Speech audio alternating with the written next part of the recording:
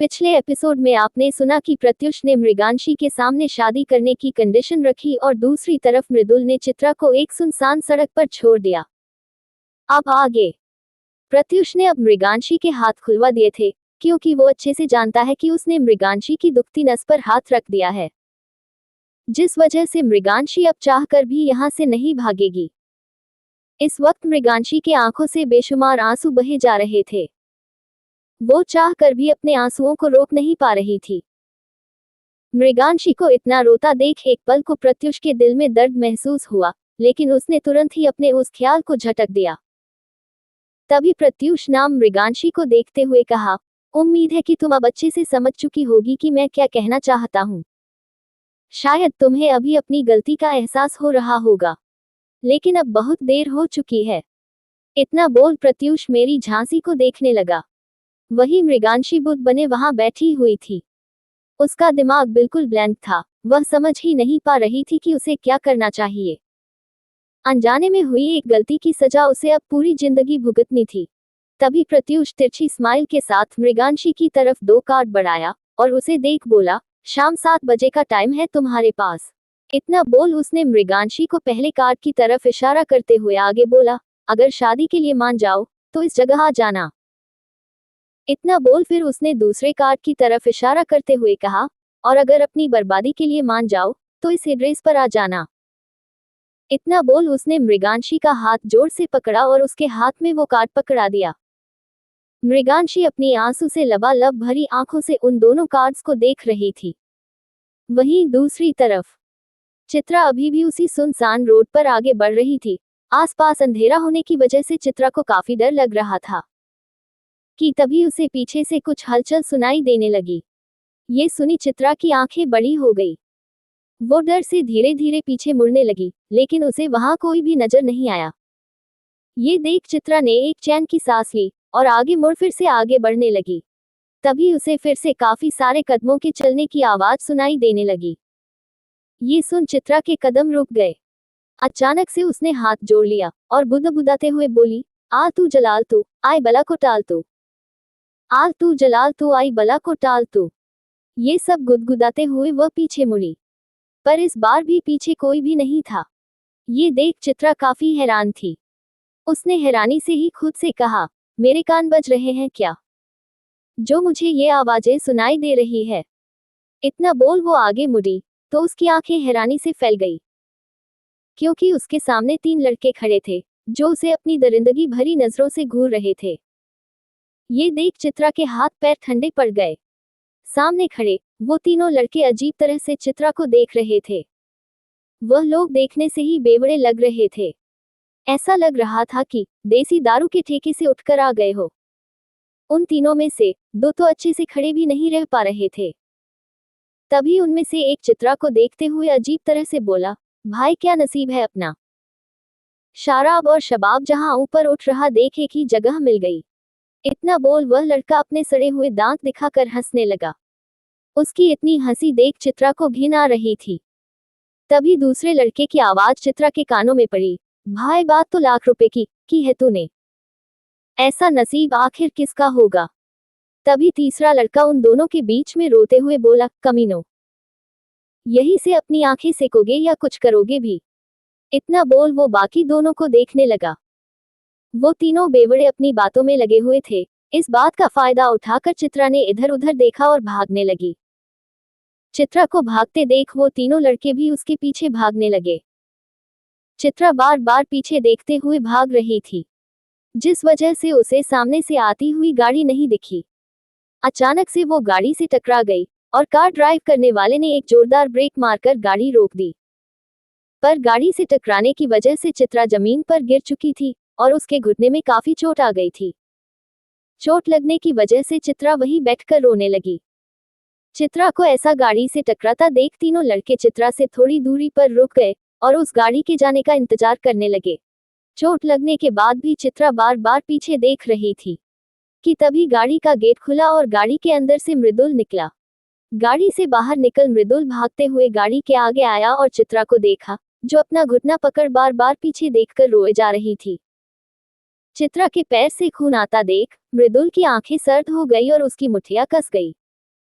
वही चित्रा का ध्यान अभी भी पीछे था। तभी मृदुल ने जोर से चित्रा को देख कहा, दिमाग खराब है तुम्हारा? अंधों की तरह रोड पर क्यों भाग रही हो? अगर अभी ब्रेक नहीं मारता तो न जाने कहां उड़कर चली जाती तुम। इतना बोल मृदुल अपनी सर्द नजरों से चित्रा को घूरने लगा। वही मृदुल की आवाज सुन अब चित्रा की नजर मृदुल पर गई। मृदुल जो चित्रा को ऐसे सुनसान रास्ते पर छोड़कर जाने के बाद परेशान था, क्योंकि ना चाहते हुए भी मृदुल को चित्रा की फिक्र हो रही थी, इसीलिए वह वापस चित्रा के पास आया था। मृदुल को देख चित्रा के चेहरे पर एक पल के लिए चमक आ गई। चित्रा की ऐसी चमकती हुई आंखें खुद पर महसूस कर मृदुल का मुंह अजीब सा हो गया था। वही चित्रा एक नजर मृदुल को देख फिर से उन लड़कों को पीछे मुड़ देखने लगी। वही वो तीनों लड़के एकटक चित्रा को घूरे जा रहे थे।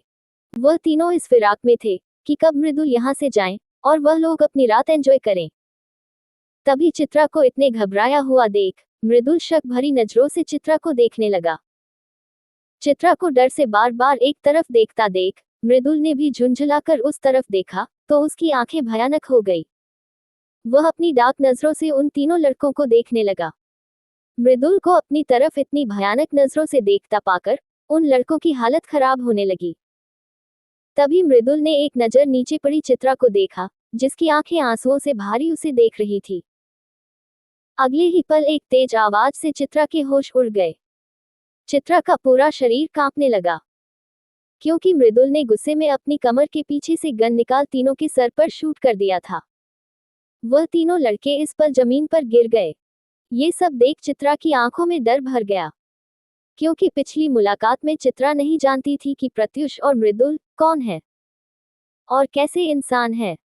इसीलिए मृदुल को इस वक्त वहां देख चित्रा काफी खुश हो गई थी, क्योंकि उसे लगा था कि मृदुल उसे बचा लेगा।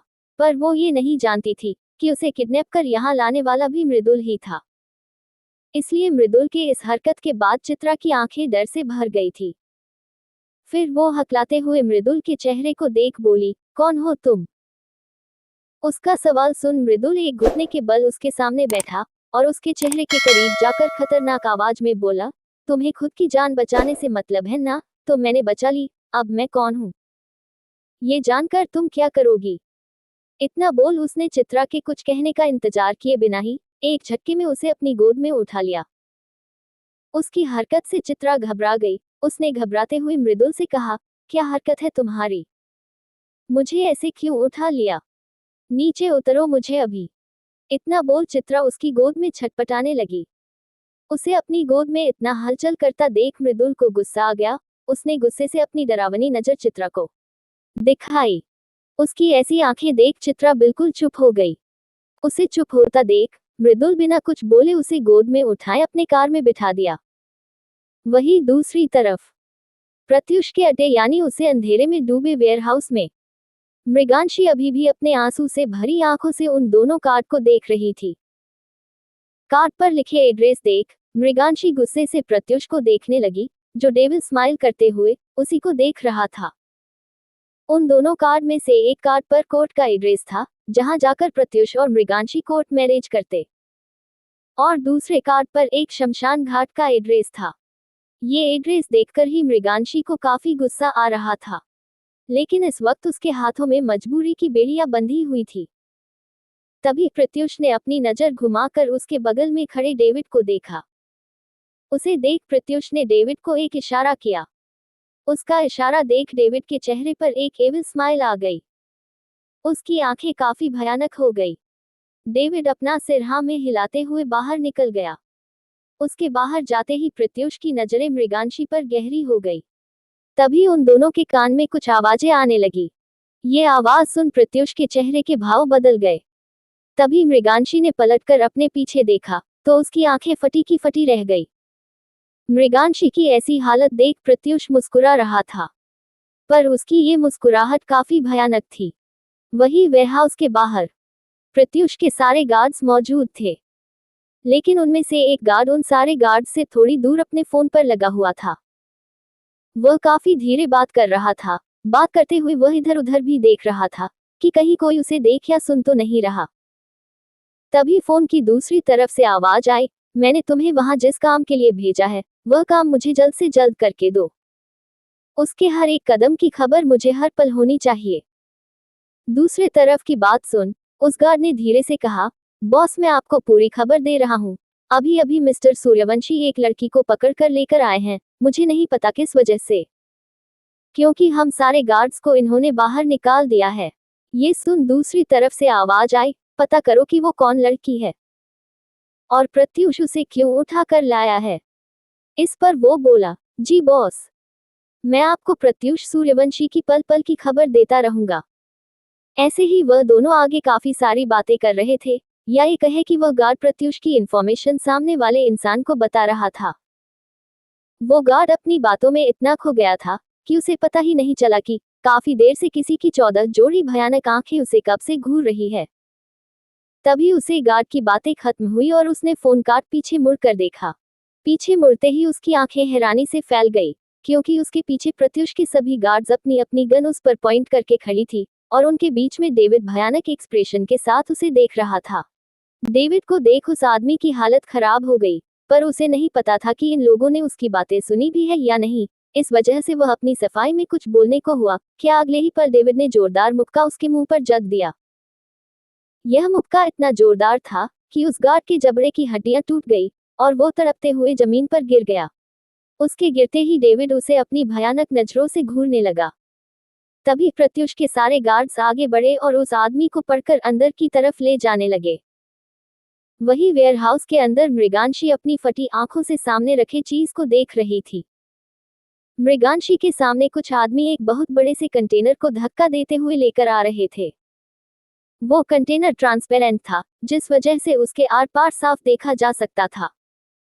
उस कंटेनर के अंदर खोलता हुआ पानी था, जो उबाल मार रहा था। कंटेनर में उबलता हुआ पानी देख मृगांशी के रोंगटे खड़े हो गए। मृगांशी अपनी भौचक्की आंखों से उस कंटेनर को देख ही रही थी कि अचानक प्रत्युष उसके कान के बेहद करीब जाकर अपनी भयानक आवाज में बोला, चिंता मत करो, ये तुम्हारे लिए नहीं है। तुम सोच भी कैसे सकती हो कि मैं इतनी आसान मौत तुम्हें दूंगा। एक झटके में तुम्हें मारने का मेरा कोई इरादा नहीं है। तुम तो हर दिन तड़प तड़प के मरोगी। इतना बोल वो मृगांशी की आंखों में देखते हुए इविल स्माइल करने लगा। उसकी बात सुन मृगांशी के दिल को थोड़ी राहत पहुंची, पर उस खोलते हुए पानी के कंटेनर को देख मृगांशी का दिल दहल रहा था। तभी वेयरहाउस के गेट से काफी सारे लोगों के अंदर आने की आवाज मृगांशी के कानों में पड़ी। ये सुन मृगांशी और प्रत्युष दोनों दरवाजे की तरफ देखने लगे, जहां से प्रत्युष के सभी गार्ड्स उस एक आदमी को पूरी तरह पकड़ अंदर लेकर आ रहे थे। उसे आदमी के मुंह से खून बह रहा था, क्योंकि डेविड के मारने से उसका पूरा जबड़ा टूट गया, जिस वजह से उसके मुंह से खून आना बंद नहीं हो रहा था। उसकी ऐसी हालत देख मृगांशी काफी डर गई। उसे समझ नहीं आ रहा था कि वो उसे देखकर कैसे रिएक्ट करें। तभी डेविड ने उस आदमी को प्रत्युष के कदमों में फेंक दिया। जैसे ही प्रत्युष की नजर उस पर पड़ी, उसकी आंखें भयानक हो गई। वो अपनी आग उगलती आंखों से अपने पैरों में पड़े आदमी को घूर रहा था। वही उस आदमी को जब ये एहसास हुआ कि वो अभी कहाँ है और उसके साथ आगे क्या होगा, ये सोचते ही वो डर से कांपने लगा। तभी प्रत्युष ने डेविड को एक नजर देखा और मृगांशी को उसके घर सही सलामत छोड़ने का ऑर्डर दिया। जो सुन डेविड ने अपना सर हाँ में हिलाया और मृगांशी से बोला, मैडम, यहाँ से चलिए, यहाँ आपका काम खत्म हो चुका है। अगर इससे आगे आप और यहाँ रुकी तो शायद आपको हॉस्पिटल में एडमिट करवाना पड़ेगा। इतना बोल डेविड मृगांशी को देखने लगा। डेविड की बात सुन मृगांशी उसे अजीब नजरों से देख रही थी, जैसे पूछना चाहती हो कि क्या मैं सच में यहाँ से जाऊं। उसकी आंखों का सवाल देख डेविड ने हल्का मुस्कुरा कर अपना सर हाँ में हिला दिया। ये सुन मृगांशी बिना देर किए जगह से उठी और भागते हुए वेयरहाउस से बाहर जाने लगी। उसे ऐसे भागता देख प्रत्युष के चेहरे पर हल्की मुस्कुराहट आ गई। मृगांशी के वेयरहाउस से निकलते ही प्रत्युष की आंखें डाक हो गई। तभी प्रत्युष ने एक झटके में अपने पैरों में पड़े आदमी का गला पकड़ लिया और उसे हवा में उठा दिया और अपनी भयानक आवाज में दांत पीसते हुए बोला, तुम लोग अच्छे से जानते हो कि मैं कौन हूँ और क्या कर सकता हूँ। फिर भी उस आदमी के लिए यहाँ आने की गलती की है तुमने, तो फिर कैसे सोच लिया कि तुम यहाँ से जिंदा जा सकते हो। इतना बोल प्रत्युष उस आदमी को जोर से नीचे पटक दिया। नीचे गिरते ही उस आदमी की एक चीख निकल गई। तभी डेविड अंदर आया और प्रत्युष के बगल में हाथ बांधे खड़ा हो गया। उसके अंदर आते ही प्रत्युष ने उसे देखा। इस पर डेविड बोला, मैंने उन्हें ड्राइवर के साथ उनके घर भेज दिया है। इतना बोल वो प्रत्युष के चेहरे को देखने लगा। उसकी बात सुन प्रत्युष ने अपना सर हाँ में हिला दिया। तभी प्रत्युष के कानों में उस आदमी की दर्द से भरी टूटी फूटी आवाज आए, आपको कैसे पता चला कि उस आदमी का सीक्रेट एजेंट मैं ही हूँ? इस पर प्रत्युष बोला, जिस दिन डेविड ने तुम्हें हायर किया था, मैं उसी दिन से जानता था कि तुम कौन हो। तुम्हारी पूरी कुंडली मेरे हाथ में उसी दिन आ चुकी थी।